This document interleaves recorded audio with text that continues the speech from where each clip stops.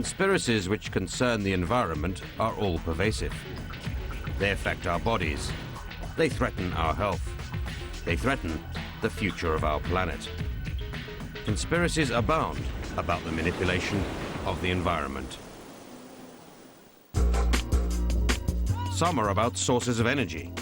As a result of the heavy Watergate conspiracy against cold fusion, the world has lost a major source of hope. Some are about food. If you can patent the food supply, then you can surreptitiously put anything you want to in the food supply, and you can foist it off on the citizenry. And even about environmental activists. She had told me that she had considerable concerns and was frightened for her life.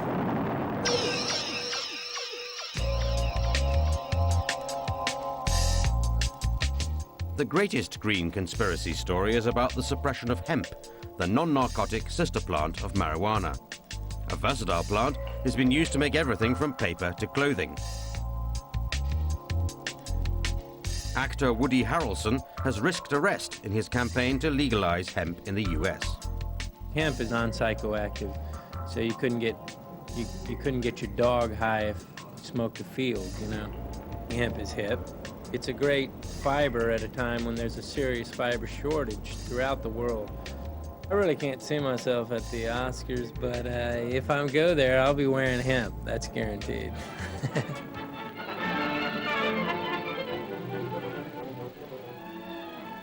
This plant had been grown for cordage and coarse cloth in China and elsewhere in the East. For centuries prior to about 1850, all the ships that sailed the western seas were rigged with hempen rope and sails. You have a plant, and that plant's greater than all the other plants on Earth combined for making fuel, combined for making paper. And it leaves the Earth healthier for having grown there. Its seed is the finest protein, the finest food source on Earth, and they've outlawed it. In the United States, it's outlawed. 1930s America was in the grip of anti-drugs hysteria, fueled by government propaganda. Marijuana was labeled a demon drug, and hemp was assumed to be the same. The plants are of the same family and look almost identical, but hemp is marijuana's virginal little sister and contains virtually no narcotic element. So why was hemp banned? During the 1930s, it was discovered that oil was usable for synthetic textiles. The biggest competitor to synthetics was hemp. The crop was restricted because of vested interest by industry, and mainly the petroleum industry, so it was banned under a Marijuana Tax Act. Conspiracy theorists blame giant American companies like DuPont. It had just invented nylon and had also developed a new technique to make paper from wood. Some think corporate interests persuaded the government to ban hemp to make way for more profitable materials. The men in Congress at that time, sitting on the House Ways and Means Committee, I've traced each one of them back, and each one of them were into DuPont's pocket. From the chairman of the board to the other, from the Democrat to the Republican side, they were all in DuPont's pocket. No hard evidence proves this, and DuPont says there was no conspiracy in the 1930s aimed at securing a US government ban on hemp. DuPont points out nylon and hemp have different properties and are aimed at different markets. Quite simply, nylon presented an astonishing innovation and rapidly became very popular. Other traditional and natural fibers like silk and hemp simply couldn't compete on a world scale. The popularity of hemp ended because it was a very labour-intensive crop to try to extract the fibre from. I don't see that anybody would have needed to suppress hemp. It died of its own accord simply because of the march of time. The ban on hemp was taken up by most UN countries, but in the public mind, it was a ban on drugs. Oh man, look at the size of that pot, big and green. While marijuana and hemp have remained illegal in the US to this day, in the early 90s, the British government licensed hemp to be grown again. But some hemp producers feel the government is still blurring the difference between legal hemp and illegal marijuana. The government at the present time has been continuing to propagate the misinformation to the public, and it has sabotaged business for us. The British Home Office says it recognises, supports and licenses legitimate hemp cultivation.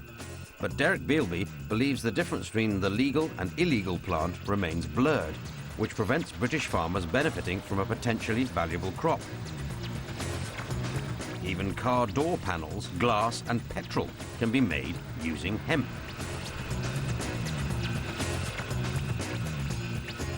What we do is legal, but the misinformation that's out there makes us or the farmer look as if we're handling illegal crops or drugs. Free energy has been at the heart of one of the biggest environmental conspiracy theories. Cold fusion was announced to an unsuspecting world in 1989. Two scientists, one of them from Southampton University, are claiming a breakthrough in the production of energy by nuclear fusion, the same process that powers the sun. The experiment passed an electric current through a type of hydrogen naturally present in seawater, with the electricity apparently squeezing the nuclei of the solution so tightly that energy was released.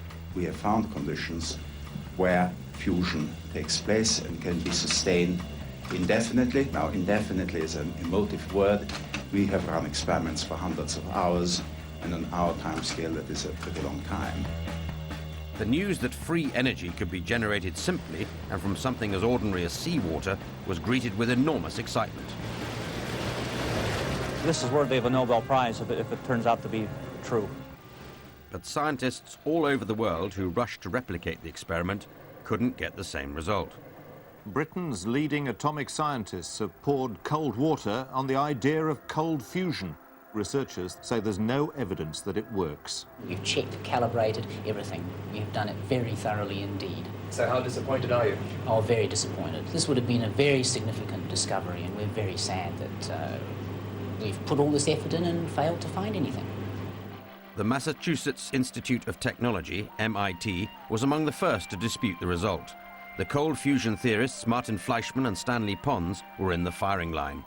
What I observed when I was working at the MIT News Office was behind-the-scenes politicking, attempts to plant disreputable stories against Pons and Fleischmann. They had some sort of party in which they celebrated the demise of cold fusion. There's no evidence that MIT were purposefully plotting to discredit cold fusion or the scientists behind it. Other reputable labs couldn't stand up cold fusion either. The work that MIT did, which found no evidence whatsoever for cold fusion, parallels the work that was done at Caltech, at Harwell, at the DOE labs, at laboratories around the world, that all of them were investigating it at that time.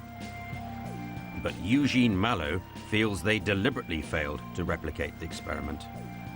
The frontline shock troops in general, but particularly at MIT, against cold fusion were undoubtedly the hot fusion people. They had the most to lose. Hot fusion researchers thought they were at the cutting edge. Unlike cold fusion, their experiments were expensive and needed serious funding. Cold fusion was a threat to their budgets. They did fear, and a realistic fear, was that Congress would shift some of their hot fusion money, $25 million in fact was on the table of the $300 million, to be shifted to cold fusion research. They didn't want that. Some believe it wasn't the scientists who had the most to lose. This is much too large a subject to have had a single concerted conspiracy. There might have been all sorts of small, minor conspiracies working within some general framework. Well, certainly the United States Department of Energy was one of the key players in this. If you want to look back and you see where the financial links are, the Department of Energy was basically at the servants of the nuclear industry and to the oil industry, and they had a lot to lose by this discovery, to say the least. But for the scientific establishment, these are far-fetched explanations for a theory that simply did not work. It's impossible to believe that scientists, world governments, industry could somehow conspire to stop advances happening. Somebody else somewhere else would do it and get all the credit. Fleischmann got no credit. He still believes in cold fusion, but he has failed to convince the rest of the world. From the point of view of my personal life, it's been a total disaster, as you can imagine.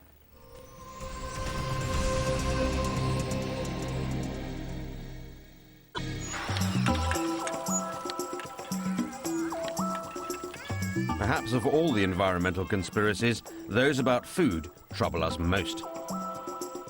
The world's first processed food to be made from genetically modified fruit has gone on sale here. It's tomato paste from tomatoes which have an added gene. Artificial genes can now be inserted in vegetables to make them bigger, stronger, brighter, and last longer. Even animals and plants are crossed for scientific advances.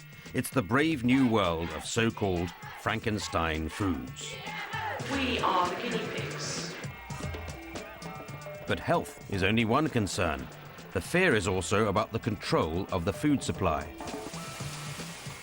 Biotech companies want to not only make enormous amounts of money convincing the world that the only thing to eat is genetically engineered food, but they want to patent the food.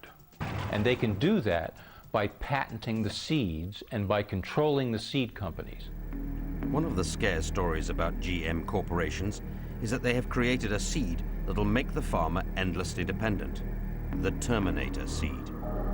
The sole purpose of the Terminator seed is to create a seed which destroys itself within a year and cannot be reused further seeds. So the idea is that people have to keep on buying new seeds year in and year out. So conspiracy theorists believe GM techniques can stifle life, not just fiddle with it. The Terminator seed was developed in the late 1990s. Many major food companies have since been developing their own version of these sterilized seeds. A lot of the distribution of seeds is becoming more and more monopolized in fewer hands. The fear is that eventually there won't be any choice in the matter. The gigantic chemical companies have virtually cornered the world market on food seeds already. Now they genetically engineer those seeds and they say, voila, this is our creation, we own it, it's ours. And in order to buy it, to have it, to lease it, to use it, you have to come to us. We own life. This is what they really get off on. But corporations have been stopped in their tracks. Protests amongst consumers, farmers, and environmentalists have halted the production of Terminator seeds.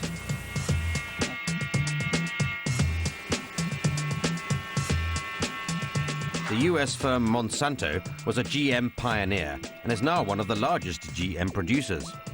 But in 1999, Monsanto's chief executive went on the record saying the claim that their GM seeds and foods were heading for world domination was nonsense. I've spoken with many food processors and food manufacturing companies, and those who really believe that there is a consumer demand for non-genetically modified product have been able to find supplies for it. When the labeling process is complete, and I don't know when that will be, it will be available, I'm confident, side by side, and consumers will make whatever choices they want to make.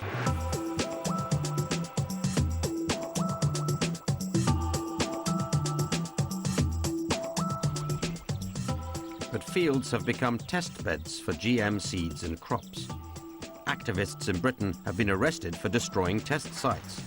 They fear that GM seeds can spread, contaminating surrounding fields and threatening the normal production of food. None of us thought we had done anything dishonest, and the jury, I'm delighted to say, agreed with that. These protesters were cleared of criminal charges, but GM testing remains legal. And will the next test sites be human? What else are these companies going to be researching? Well, let's try to find a gene that can make people more sedate and docile. What an interesting idea. Let's research this. And if we can find such a gene, we can insert it in food. You can begin putting other things in here, into this food. You put vaccines in there, which is a project already underway. Now, for people who believe, as I do, that the research shows that vaccines are very toxic, you now have no choice. You get vaccines in your food. people, millions and billions of people, are going to be controlled.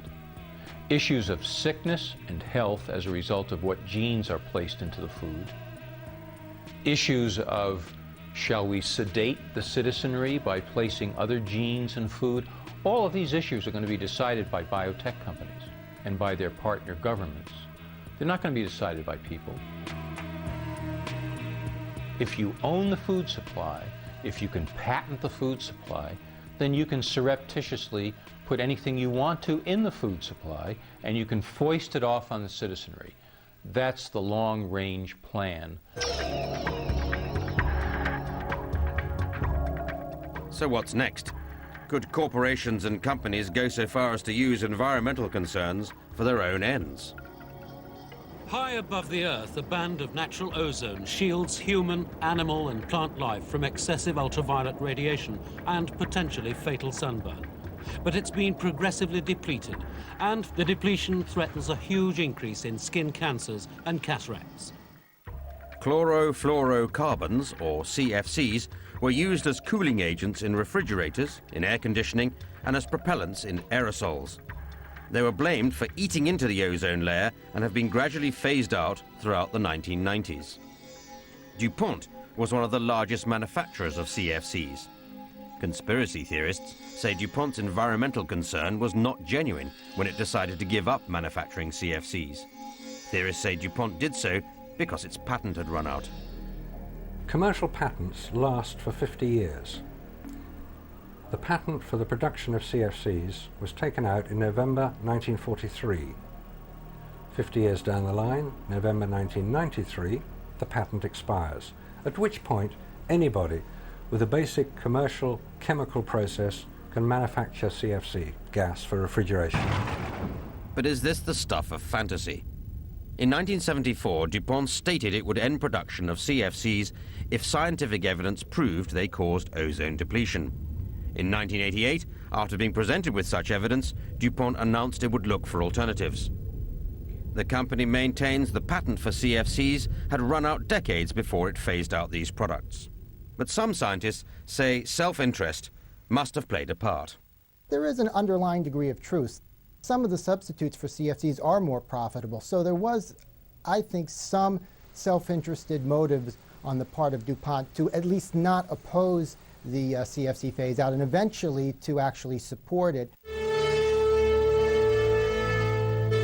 Ozone depletion, the threat posed by CFCs and other ozone depleting compounds is not the crisis that some have suggested that it is, nor is it the hoax that a few others suggested that it is. It's something in the middle, a legitimate but considerably exaggerated environmental concern.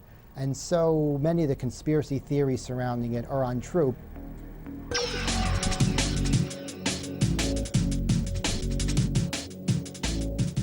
It's the belief that environmental conspiracies are true that motivates some green campaigners. And according to conspiracy theorists, people who take on the commercial giants can themselves become targets. Hilda Murrell was 78 when she died. She was taken from her home. Her body was found with stab wounds 7 miles away. Many questions remain unanswered about the fate of leading British environmental campaigner Hilda Murrell. The outspoken anti-nuclear activist had unearthed material about the Sizewell nuclear reactor. In March 1984, Lawrence Otter, a fellow campaigner, received an unexpected call from Hilda. She said, "I've got a lot of papers I want published. I'm certain my phone is bugged. I'm certain there's people watching my house. I'm being followed as I go into the town. My house has been broken into once, and I'm scared."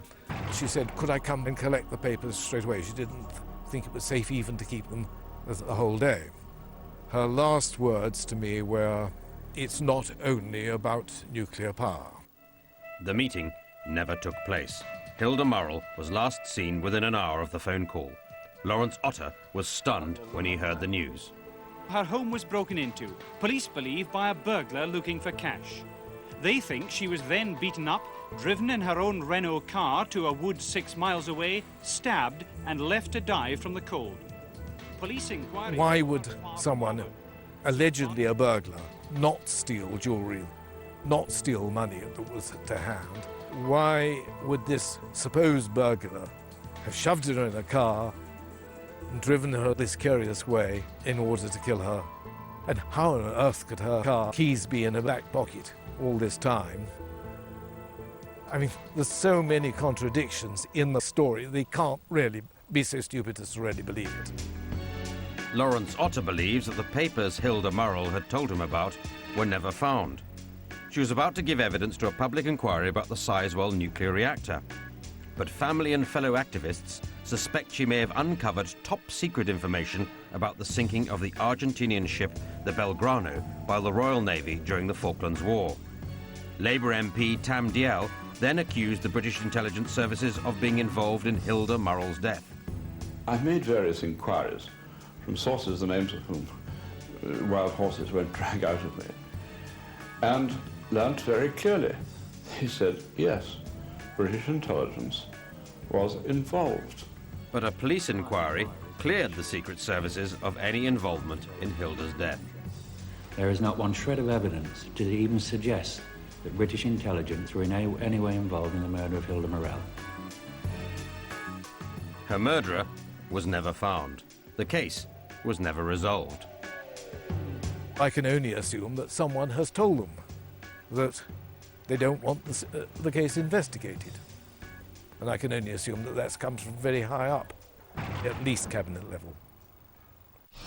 Conspiracy theorists claim that governments would kill to safeguard their interests, and it's not always paranoia.